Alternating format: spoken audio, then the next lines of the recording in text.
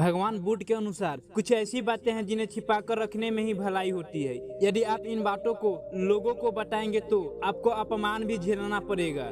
ये भी हो सकता है कि आप किसी भारी मुसीबत में फंसे जा सकते हैं। तो चलिए जानते हैं कि वो कौन सी ऐसी खास 8 बातें हैं जिन्हें कभी भी किसी को नहीं बताना चाहिए। नंबर 1, अपनी जिंदगी के बातें। अपने जीवन और घर परिवार की बातें हमेशा गुप्त रखनी चाहिए। यदि आप किसी मित्र या रिश्तेदार को अपने घर की बातें बताते हैं तो इससे घर के सदस्यों में अविश्वास की भावना बढ़ने लगती है और परिवार भी खरने लगता है। साथ ही आपके घर का राज धीरे धीरे सामाजिक होने लगता है और घर की बात बताने से दूसरों लोगों की सलाह से आप कुछ समय के लिए जरूर राहत महसूस कर सकते हैं, लेकिन इससे आपकी कमजोरी का भी पता चल जाता है। नंबर 2, अपनी अपमान और धोखाधड़ी। यदि सार्वजनिक रूप से आपको किसी ने अपमान किया है तो उसका जमकर विरोध करें। ये भी याद रखें, यदि आप अपने अपमान को पराजित करेंगे तो फिर कई लोग आपका अपमान करने लगेंगे, क्योंकि लोगों को आपके साथ कभी सहानुभूति नहीं रहती है। जो लोग किसी की सहानुभूति का अर्जित नहीं करना चाहते हैं वही अपने अपमान के बारे में किसी से बताते हैं। दूसरा ये है कि खुद के साथ धोखाधड़ी को भी हर किसी को नहीं बताना चाहिए। जिसके पास इसका समाधान हो उसी को बताना चाहिए, वरना आप हंसी का पात्र बन जाएंगे और आपका सभी लोग मजाक मनाएंगे।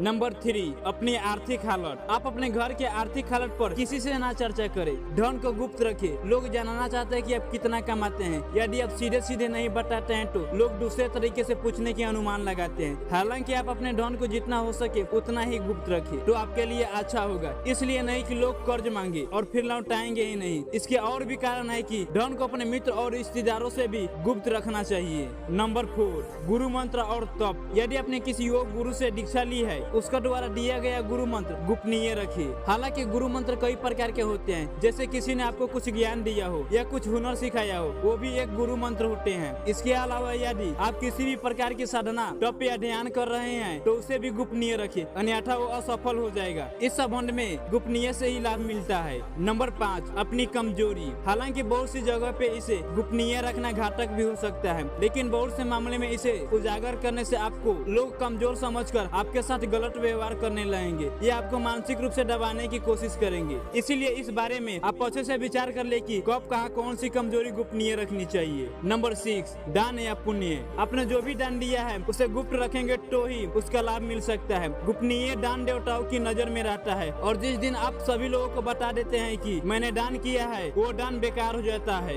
किसी गरीब को भोजन करवाए या किसी प्रकार का पुण्य काम करे और वो सब किया हुआ काम किसी को ना बताए। यदि आपने इसे किसी के सामने ये सब बात बता रहे हैं तो ये सब बेकार हो जाएगा। नंबर 7, मन की बात। मन में बहुत सी ऐसी बातें होती है जिनको आप जीत करके अपनाने की कोशिश करते हैं तो आप मुसीबत में भी पड़ सकते हैं। हो सकता है कि आप अपने मन में किसी बात को लेकर क्रोध हो। मन में हजारों तरह के विचार आते रहते हैं, लेकिन बुद्धिमान मनुष्य उन्हीं विचारों को व्यक्त करता है जो उसके फायदेमंद के होते हैं। लेकिन इस तरह की बातें को जाहिर करने से आप लोगों के बीच संबंध बनाना शुरू कर देते हैं और फिर लोग आपकी अच्छी बातों को सुनने लगते हैं। नंबर 8, दवा। यदि आप किसी भी प्रकार की दवाई खाते हैं तो उसे गोपनीय रखें। माना जाता है कि दवा का असर भी तब तक रहता है जब तक वो गोपनीय रहता है। हालांकि कुछ लोग इससे इत्तेफाक रह सकते हैं, लेकिन प्राचीन काल में हो सकता है ये किसी भी विशेष रोग या औषधि के लिए कहा गया है कि पहले के कुछ लोग दुर्लभ वनस्पति को भी जानकर भी दवा करते थे। बहुत से लोग कहते हैं कि यदि आप दारू पीते हैं तो वो तब तक उचित होता है जब तक वो गोपनीय होता है। जिस दिन लोगों को इसके बारे में पता चल जाता है तो समझो उसी दिन से आपका अपमान शुरू हो जाता है।